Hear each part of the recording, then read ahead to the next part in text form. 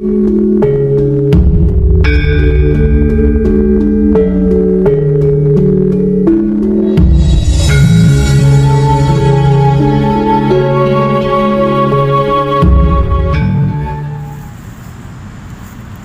Web, Putra Romo itu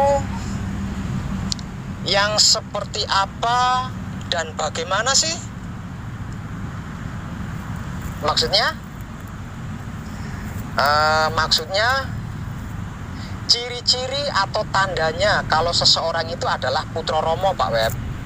Oh, ciri atau tandanya adalah Putra Romo itu sempurnaning pati lan urip. Maksudnya sempurna di dunia, sempurna di akhirat. Dan kesempurnaan seorang Putra Romo itu sangat mewah.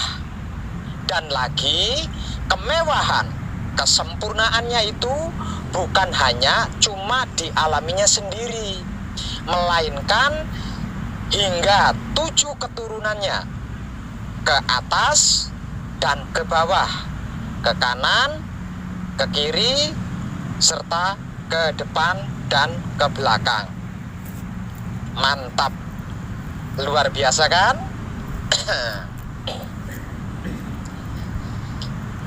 Kenapa dan mengapa saya berani katakan itu dengan tegas? Ini sabdanya.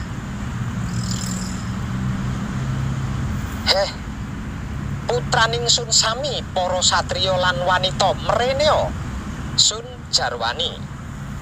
Mangertiya jeneng sira wus ingsun sabda dadi kitab suci sejati ada makna wastanipun iku wujudira. Wulang reh sejati iku uninira, berbudi bawa laksana kadya lakunira. Pratandha jeneng sira putraning sun. Kalau diterjemahkan bebas dalam bahasa Indonesianya, kurang lebih artinya seperti ini.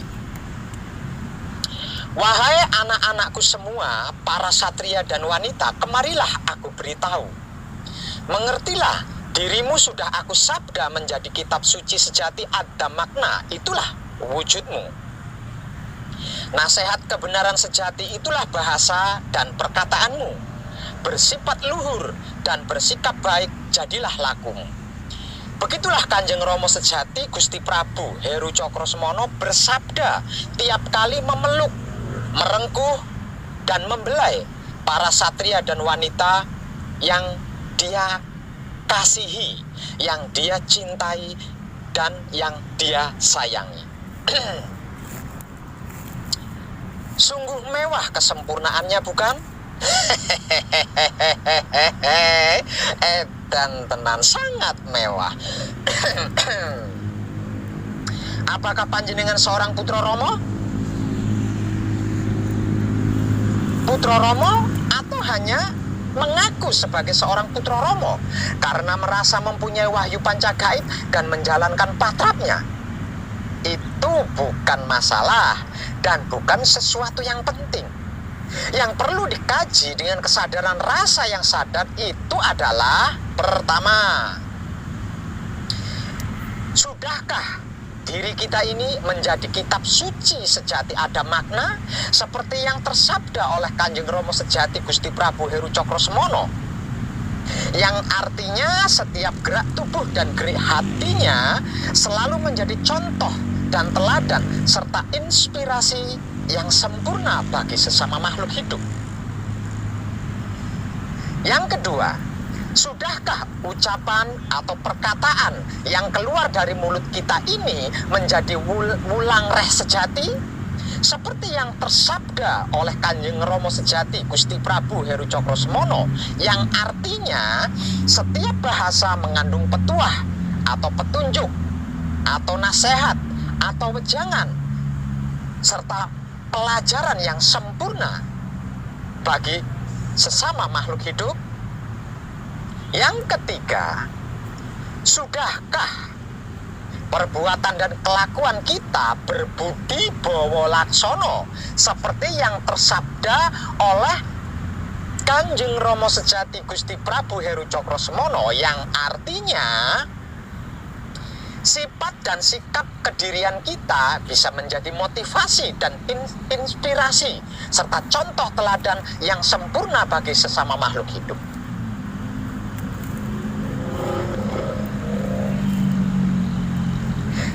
Dan yang mengetahui hal ini adalah dirinya sendiri yang merasa putra Rama. Kalau belum, ya berarti ya belum putra Rama. Kalau sudah, ya itulah yang dimaksud putra Rama. Kalau jauh dari ketiga yang disabdakan oleh Kanjeng Rama Sejati Gusti Prabu Heru Cokrosemono kepada kedirian kita, berarti bukan putra Rama. Dan jangan heran kalau masih kesulitan mengenal identitas jati dirinya sendiri, masih berat, masih susah, masih mustahil bisa memanunggalkan sedulur papat kalima pancer yang tak lain dan tak bukan adalah guru sejati alias hidup kita sendiri.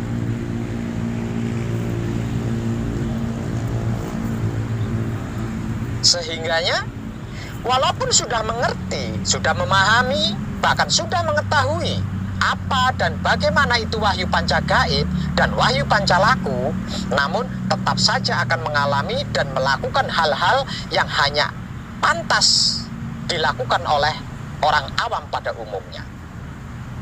Kalau orang awam yang melakukan bisa dimaklum, sebab karena belum mengerti, belum paham, dan belum tahu, ya kan? Tapi kalau seorang putra Rama yang sudah mengerti, sudah memahami, sudah mengetahui, kok sampai, berarti wow, habis deh. Dan tenang. Kehidupannya tetap amburadul, sifat tetap pamrih, dan sikapnya tetap arogan. Egonya boro-boro padam, malah jadi yang terdepan. Hati nuraninya masih membeku, bahkan kaku, melebihi makhluk awam yang belum mengerti, belum memahami, dan belum mengetahui apa dan bagaimana itu wahyu panca gaib dan wahyu panca laku. Karena kesadarannya belum tergugah, belum sadar, sehingga tidak bisa menyadari hidupnya yang tersabda mewah dan sempurna hingga 7 keturunan, ke kanan, ke kiri, ke depan, ke belakang, ke atas, dan ke bawah. Sungguh sayang 1000 kali kata sayang saya katakan, saya ucapkan. Ibarat memiliki pesawat namun tidak bisa menerbangkan, memiliki motor atau mobil namun tidak bisa mengendarai, memiliki kapal namun tidak bisa berlayar dan berlabuh. Para kadang dan para sedulur kinasiku sekalian, suatu ketika saya mengunjungi seorang kadang sepuh yang sedang kritis di rumahnya. Mengetahui kedatangan saya, dia langsung menggenggam erat tangan saya, lalu menariknya ke wajah. Tak kuasa, air mata saya pun jatuh berlinang. Lalu saya memeluknya dan meletakkan kepala saya di bahunya. Tak lama kemudian, di telinga saya mendengar ada suara yang terpatah-patah. Seperti ini. Bila kamu tidak menyaksikan aku kembali kepada datku dengan wahyu panca gaib ini, tolong tanyakan kepadanya, di mana aku? Tolonglah aku ketika itu. Dengan bergetar, saya menjawab sambil memandangi raut wajah yang mulai sunyi dan sepi itu. Pasti kadangku, pasti, itu pasti. Dan jika nanti kamu juga tidak melihat aku bisa kembali kepada datku, nantinya dengan wahyu panca gaib yang saya ibadahkan dengan wahyu panca laku ini, tolong ingatkan aku selagi aku masih di dunia ini. Kemudian kami pun menangis bersama, entah berapa lama. Dan ketika perpisahan antara wadah dan isi itu dimulai, saya langsung mundur selangkah untuk mengambil posisi duduk, lalu melakukan patrap semedi mijil sowan di sampingnya, untuk bisa menyaksikan proses pengembalian segala unsur dat kepada sucinya masing-masing. Dari awal jasad atau raga berpisah dengan datnya masing-masing sampai semuanya kembali kepada asal usulnya, sungguh saya menyaksikan keberhasilan yang sempurna itu. Sehingganya saya tidak perlu bertanya lagi kepada yang dat maha suci hidup tentang di mana dan kemana kadang sepuh saya itu berada. Matur nuwun Rama, matur nuwun Rama. Para kadang dan para sedulur kinasiku sekalian, ada banyak alkisah yang tersurat di dalam Alkitab tentang riwayat seorang ahli ibadah, tetapi di akhir hidupnya tidak menempati surga yang diimpikan. Apalagi yang disebut sempurna, surga saja belum tentu dan tidak pasti. Sedangkan di sisi lain, ada seseorang yang selalu bermaksiat, malah ia bisa masuk surga. Mengapa hal itu bisa terjadi? Ternyata ibadah dan amal saleh itu bukanlah jaminan untuk masuk surga. Benarkah? Ya, tidak ada jaminan kalau orang yang tekun beramal ibadah itu masuk surga. Karena orang bisa masuk surga itu bukan sebab dikarenakan ditentukan dengan melihat amal ibadahnya, bukan, tetapi karena memperoleh rahmat dan ridha Allah. Yang namanya rahmat dan ridha Allah hanya dapat diraih atau diperoleh dengan cara mentaati segala perintahnya dan menjauhi segala larangannya. Perintahnya itu apa sih Pak Web? Perintahnya adalah membersihkan Baitul Ma'mur, Baitul Muharram, dan Baitul Muqaddas dari noda kotoran dan kemelekatan apapun jenis dan sebutan istilahnya, dan menjaga agar supaya tidak ternoda lagi, tidak terkotori lagi, dan tidak termelekati lagi. Baitul Ma'mur, Baitul Muharram, dan Baitul Muqaddas, inilah yang sering saya bahasakan dengan jaga pikiran, jaga hati, jaga kelamin. Larangannya itu apa Pak Web? Larangannya adalah tidak mengotori, tidak menodai, tidak melekati Baitul Ma'mur dan Baitul Muharram serta Baitul Muqaddas atau pikiran, hati, dan kelamin.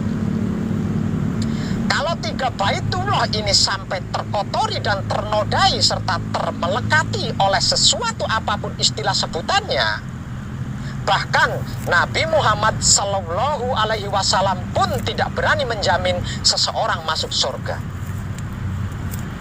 Sebab yang menentukan orang itu bisa masuk surga atau neraka adalah Allah itu sendiri, bukan nabi manapun.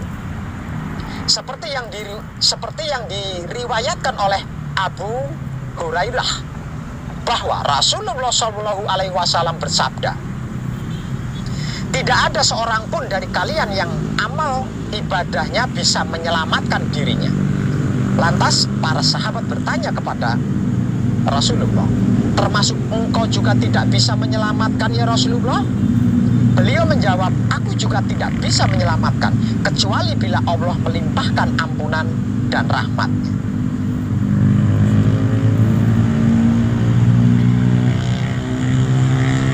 Hadis riwayat Sahih Muslim.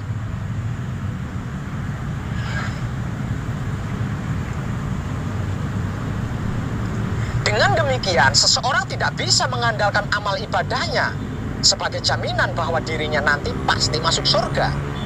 Karena hanya rahmat dan ridha Allah lah yang bisa memasukkan seseorang ke surga. Oleh karena sebab itu, dalam setiap menjalankan amal ibadah dasarilah dengan kerelaan atau keikhlasan. Maksudnya semata-mata karena Allah, tidak karena ingin masuk surga dan bukan mencari surga. Sebab karena bila yang dicari itu surga, dapat menjebak seseorang terjerumus dalam perbuatan ria atau takabur. Alhasil gagal total.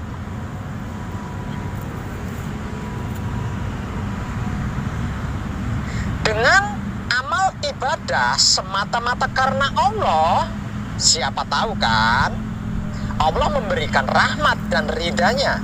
Misalkan tidak, ya jangan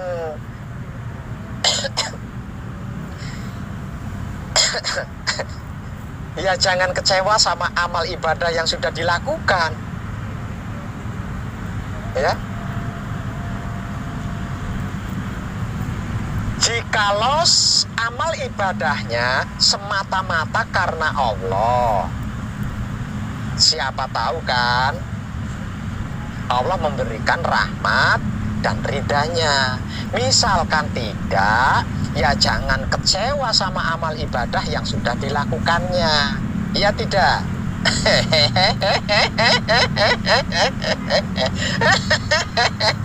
Edan tenang. Pesan saya wong edan bagu, di dalam laku murni menuju suci, jagalah pikiran, jagalah hati, jagalah kelamin, atau Baitul Makmur, Baitul Muharram, Baitul Muqaddas dari kemelekatan duniawi. Jangan sampai ternodai, apalagi terkotori. Sebab 3 titik inilah yang menentukan penentunya. Karena ketika Baitul Makmur atau Baitul Muharram atau Baitul Muqaddas muter melekati, ternodai, terkotori, maka pada saat itu kita akan kembali dari nol lagi. Artinya mulai dari awal lagi. Dengan mengibadahkan wahyu pancagaib, menggunakan sifatnya yaitu wahyu pancalaku atau iman, tidak ada satupun kesalahan, dosa dan luput yang tidak terampuni. Semuanya bisa terampuni. Namun jika selalu kembali dari awal pelajaran laku, lalu kapan sampainya? Kapan selesainya? Kapan berhasilnya? Kapan bisa sempurnanya? Yang ada hanya capek, namun tak kunjung bisa jua. Salam setuhan penuh cinta kasih sayang dari lubuk hati saya wong edan bagu yang paling dalam. Selamat, selamat, selamat. Rahayu, rahayu, rahayu. Damai, damai, damai, tentram. Saya wong edan bagu ngaturaken sugeng rahayu lir ing sambikala amanggih yuwana pinayungan mring ingkang maha suci Basuki Yuwono Teguh Rahayu. Selamat. Berkah selalu untuk semuanya tanpa terkecuali, terutama para sedulur, khususnya para kadang konto dan kanti anom saya yang senantiasa direstui Yang Dat Maha Suci hidup. Om Santi Santi Om. Dan salam kebajikan. Wassalamualaikum warahmatullahi wabarakatuh. Terima kasih, terima kasih, terima kasih, dan I love you full untuk panjenengan semuanya. Mwah.